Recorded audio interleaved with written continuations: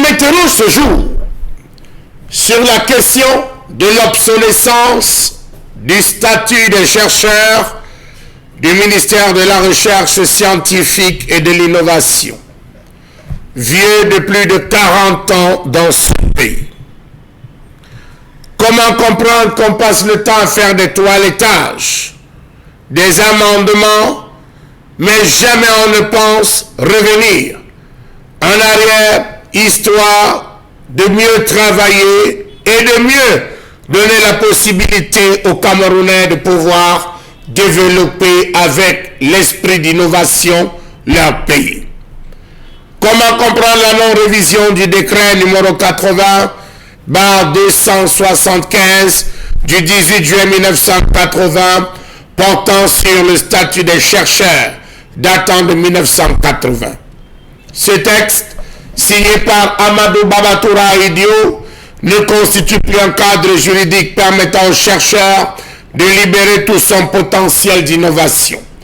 Savez-vous qu'il a été signé à l'époque de la Délégation générale à la recherche scientifique et technique, en abrégé DGRST, créé en 1979, devenu tour à tour ministère de l'Enseignement supérieur, de l'Information et de la Recherche scientifique, MESIRES, créé en 1984, ministère de la Recherche scientifique et technique, MINREST, créé en 1992, et enfin, ministère de la Recherche scientifique et de l'innovation, MINRESI, créé en 2004.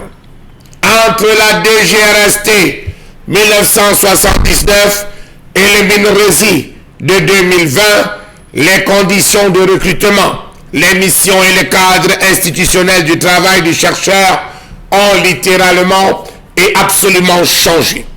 Autre grosse incongruité, le statut actuel dispose que les chercheurs sont recrutés avec le niveau licence, notamment l'article 9 alinéa 1 du décret numéro 80/275 du 18 juin 1980 portant statut des chercheurs.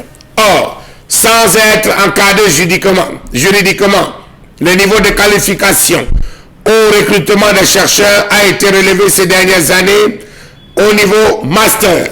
Le niveau minimal exigé pour un attaché de recherche est le DEA, diplôme d'études approfondies, ou le master. Cette situation laisse des failles juridiques à des recrutements au niveau licence, actuellement inappropriés pour une production scientifique compétitive. Ceci a entraîné une dévalorisation du chercheur au niveau de sa prise en solde. Un attaché de recherche de niveau DEA ou master reste aujourd'hui classé à l'indice 465 lors de son recrutement, comme il y a de cela 40 ans, lorsqu'il a été recruté avec le niveau licence. Parallèlement, un enseignant du ministère de l'Enseignement supérieur, recruté avec le même niveau académique, est classé à l'indice 530 au moment du recrutement. Vous vous rendez compte qu'on est à 430, 465 d'un côté et 530 de l'autre. Puis, le chercheur d'une MINRESI va à la retraite à l'âge de 55 ans, selon le statut actuel, à la différence de son collègue enseignant-chercheur du MINESUP qui prend sa retraite à 65 ans. C'est pourtant à cet âge qu'un chercheur est considéré sous tous les autres cieux comme ayant acquis sa pleine maturité scientifique. Il est maître de recherche au directeur de recherche, ce qui fait de lui un chercheur accompli et très expérimenté qui peut mettre sa compétence au service de la formation et de l'encadrement de ses jeunes collègues. Le budget 2020 du MINRESI se chiffre à 10 milliards de francs CFA, disons 10 milliards 902 millions de francs CFA. Celui-ci connaît une diminution de près d'1 milliard comparé à celui de l'année dernière. Le Cameroun possède encore de vieux statuts de 42 ans et contenant de nombreux vides juridiques, alors que sous d'autres cieux, le toilettage se fait tous les 2 ans. Comment comprendre qu'inscrit dans son document de planification, qui est baptisé aujourd'hui Stratégie nationale de développement 2020-2030, l'on ne comprend pas que 3 ans après son implémentation, ce nouveau statut n'a toujours pas vu le jour. Pourtant, il est inscrit dans la SDN 30. Comment comprendre le faible budget alloué à ce département ministériel qui ne favorise pas l'essor de la recherche, encore moins l'épanouissement du chercheur au minerais. Le statut du chercheur au minerais et ses conditions de travail ne semblent pas être parmi les priorités du gouvernement de la République. Savez-vous qu'à ce jour, le Cameroun occupe encore un peu, ou si vous voulez, occupe encore une place peu honorable en ce qui concerne l'indice mondial de l'innovation, GII. Le Cameroun occupe la 125e place sur 132, ça c'est en 2021.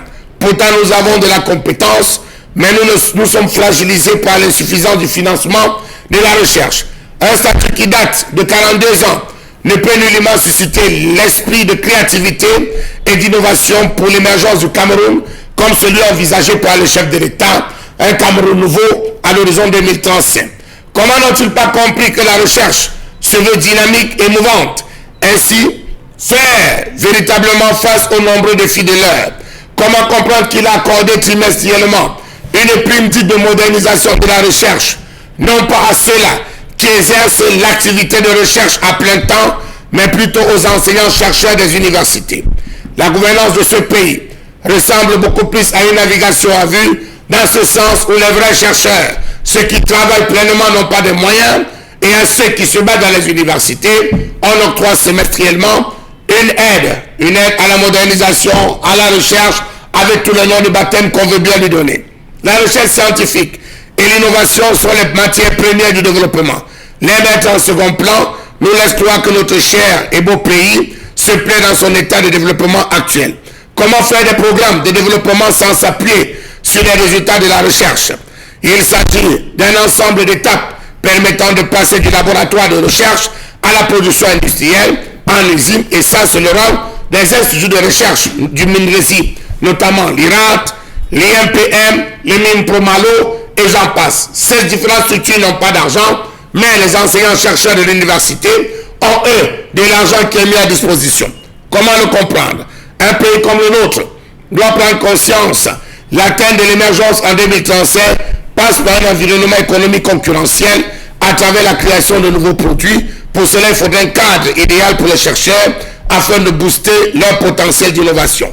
Est-ce qu'on l'atteindra? Point d'interrogation.